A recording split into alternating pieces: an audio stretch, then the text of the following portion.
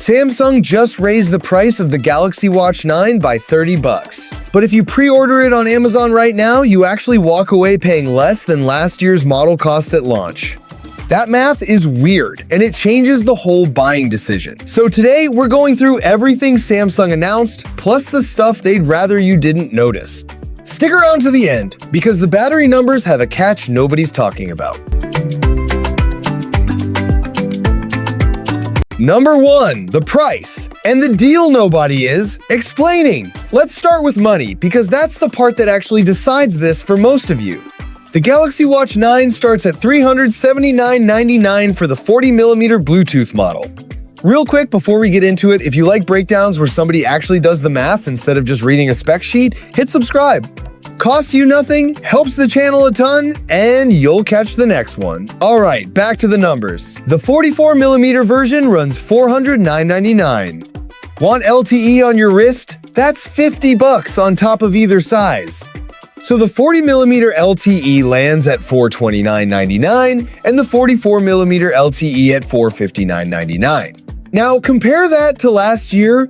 The Galaxy Watch 8 launched at $349.99, so we're looking at a $30 increase across the board. Samsung's official explanation is rising memory and storage costs, and honestly, that's not a made-up excuse. Memory prices have been climbing all year, and every phone maker is passing that along. Doesn't make it fun for your wallet, but it's not Samsung inventing a reason. But here's where it gets interesting, and this is the part I want you to actually hear. If you pre-order through Amazon, Samsung is throwing in a $50 gift card. Do the math on that for a second, because it flips the whole thing. $379 minus a $50 credit puts your real cost around $329. That is $20 cheaper than the Watch 8 launched at last year. So the watch went up in price and your actual out-of-pocket went down. That only works if you're going to spend that gift card anyway, and let's be real, you probably will. And if you'd rather buy direct, Samsung's own store is running trade-in credit up to $250. $250 is a serious number, but read the fine print before you get excited. That top number is for a recent flagship watch in great condition. If you're trading in a beat-up 3-year-old device, you're getting a fraction of that. Check what your old watch actually sells for on the open market before you hand it over. Sometimes selling it yourself nets you more even after the hassle of shipping it. Takes 10 minutes to check, and it might be worth $100. There's also a carrier angle if you want LTE. The big three all carry the LTE models, and at least one is offering it free through bill credits on a watch plan. Free is never really free. With bill credits, you're locked in for 2 years. But if you were paying for a watch line anyway, run the numbers before you dismiss it. Release day is August 7th. Pre-orders are open right now, and early units start landing a few days before that. So if you want it on your wrist on day 1, this week is when you decide. Here's my honest read on the pricing. $379 for a flagship Android smartwatch is fair, not generous. Apple's comparable watch sits in the same neighborhood, and so does Google's. Samsung isn't gouging you here, they're just following the market. What actually makes this a good deal right now is the launch promo, not the sticker price. And launch promos disappear! Once that gift card offer ends, this becomes a normal $379 watch going head-to-head with a heavily discounted Watch 8. That's a very different conversation, and we're getting to it at the end. So that's the money side, settled, but what are you actually getting for it? That's the real question. Because the biggest change this year is something you can't see at all. Number 2, Samsung finally dumped its own chip. Here's the change you can't see, can't touch, and will absolutely feel. For years, every Galaxy Watch ran on a processor Samsung built in-house, the Exynos line. Those chips were fine, and I mean that word exactly. Nobody ever called them fast, nobody ever called them efficient, they were just fine. And in a category where Apple has been putting serious silicon in watches for a decade, fine wasn't cutting it. So this year, Samsung did something it almost never does. It went outside the building and bought a chip from Qualcomm. The Galaxy Watch 9 runs the Snapdragon Wear Elite platform, and the numbers behind it are real. It's a 5-core chip built on a 3nm process. Samsung claims 32% faster CPU performance and 19% faster graphics. Pair that with 2 gigs of RAM and 32 gigs of onboard storage. That's enough room to load music straight onto the watch and leave your phone at home. Now, spec numbers on a slide are one thing. What does that actually mean when it's strapped to your wrist? 3 things, and they all matter more than the percentages. First, the interface. Swiping through menus, opening apps, scrolling your workout history, all of that gets noticeably snappier. Anyone who's used an older Galaxy Watch knows that little half-second hesitation when you open something. That's the exact thing this chip kills. Second, and this is the big one, there's a dedicated processing unit just for AI. Up until now, when you asked your watch something smart, it basically forwarded the request to your phone and waited. With this chip, a lot of that runs on the watch itself. You lift your wrist, you talk, and the answer comes back almost immediately. Your phone can stay in your pocket the whole time. Early hands-on reports from the launch event back that up, saying the assistant responds noticeably faster than before. Third, efficiency. A 3nm chip does the same work using less power than the older one. Hold on to that because it's about to become very relevant in about 30 seconds. And here's a detail I appreciate. Samsung put this exact same chip in both the Watch 9 and the $700 Ultra 2. Same silicon, same speed, sitting in the cheaper watch. That did not have to happen, and in past years, it didn't. Usually the base model gets last year's leftovers, so credit where it's due. You're getting flagship speed without paying flagship money. Now let me be straight with you about what this doesn't mean. A new chip is the easiest thing in the world to hype and one of the hardest to actually notice. If you're coming from a Watch 5 or a Watch 6, you'll feel this immediately. If you're wearing a Watch 8 right now, you'll pick it up, use it for a week, and struggle to tell me exactly what changed. Because your current watch already opens apps fast enough for real life.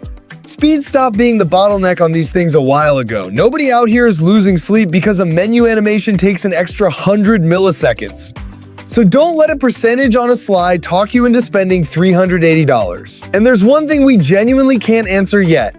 How this chip holds up on battery after 6 months of software updates and background health tracking is anybody's guess.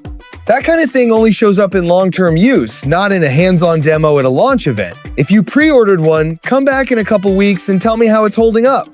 I read every comment on this channel, and I genuinely rather hear it from you than from a press release. Because speaking of battery, that's exactly where the story gets complicated. Number 3, the battery math that doesn't add up. Alright, this is the section I actually want you to pay attention to, because on paper, the battery story looks fantastic.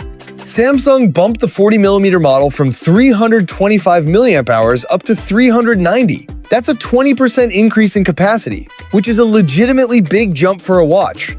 The 44mm model went from 435 up to 445. Smaller bump there, but still moving in the right direction. Now stack that with what we just talked about. Bigger battery, plus a 3nm chip that sips less power. 2 upgrades pulling in the same direction, so the runtime should be way up, right? Here's the catch.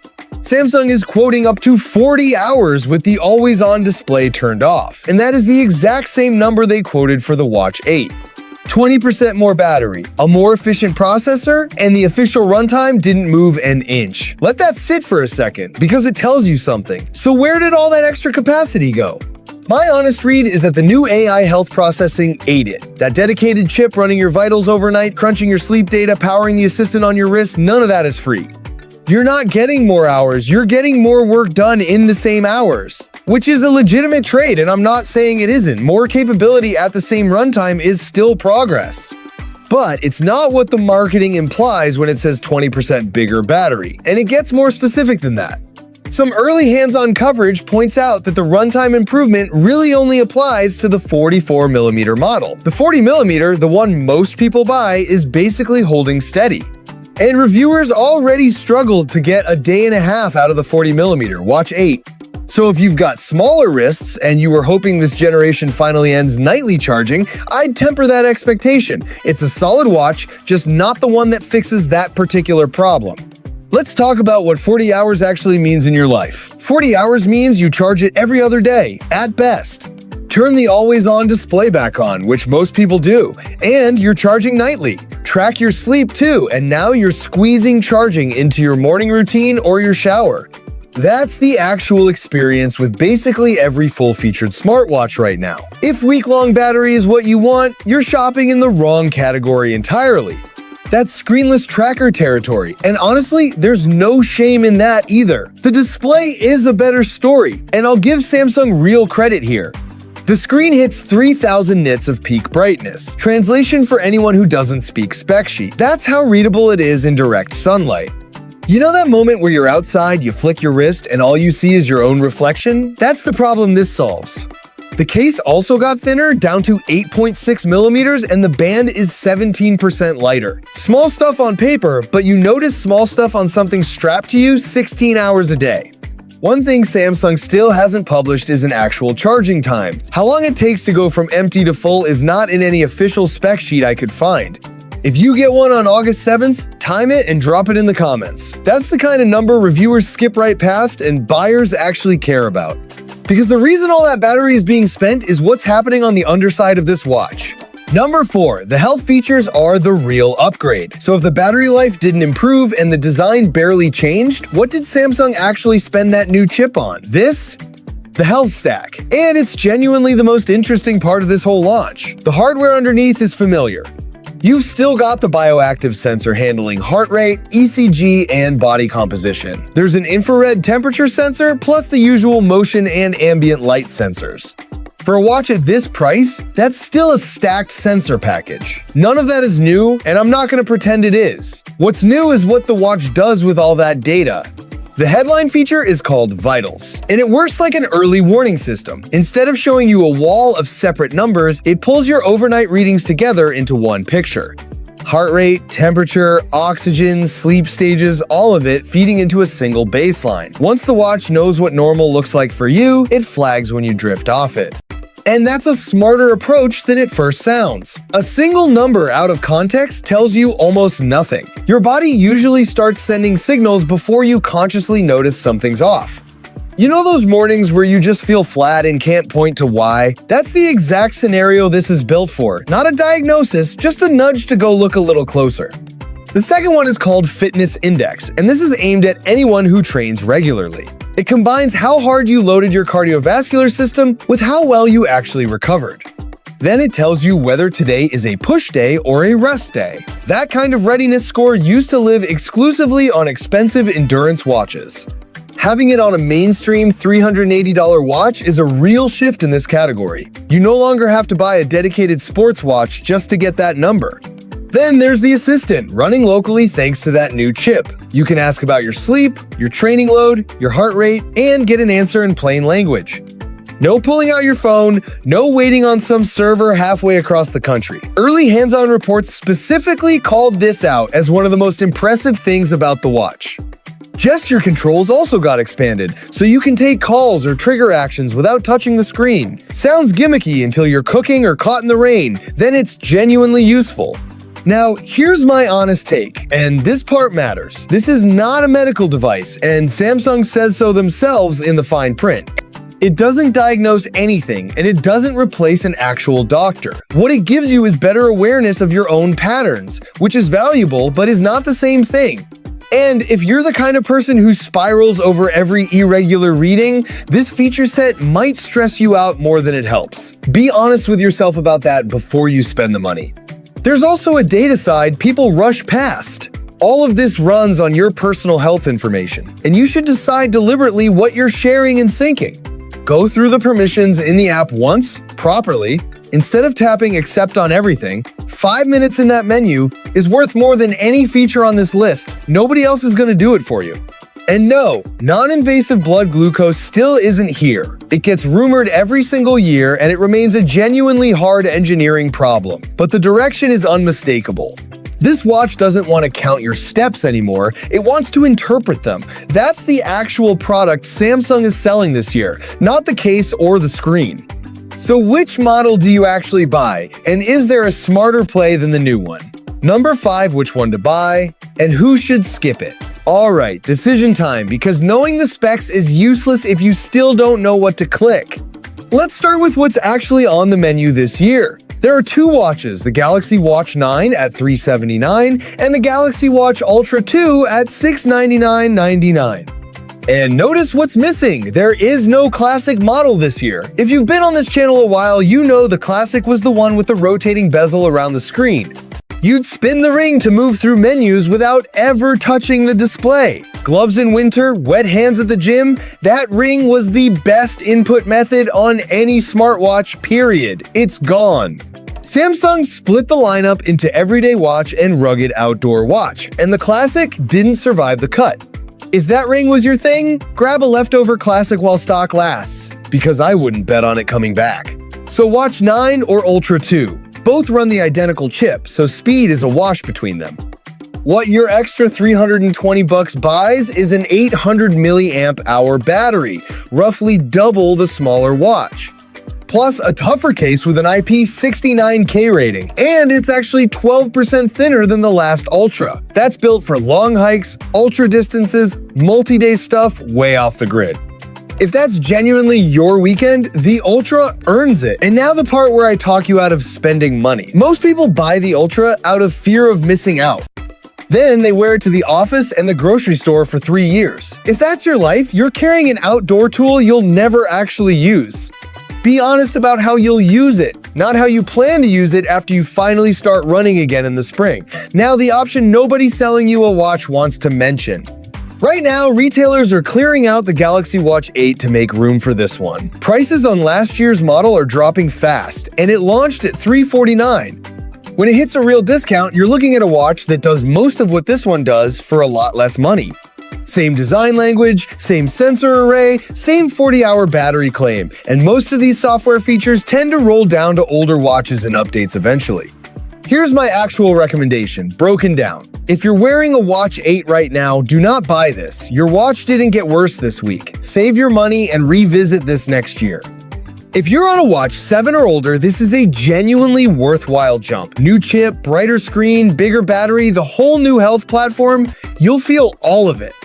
If you've never owned a smartwatch and you're on Android, this is a clean entry point, especially with that gift card promo running.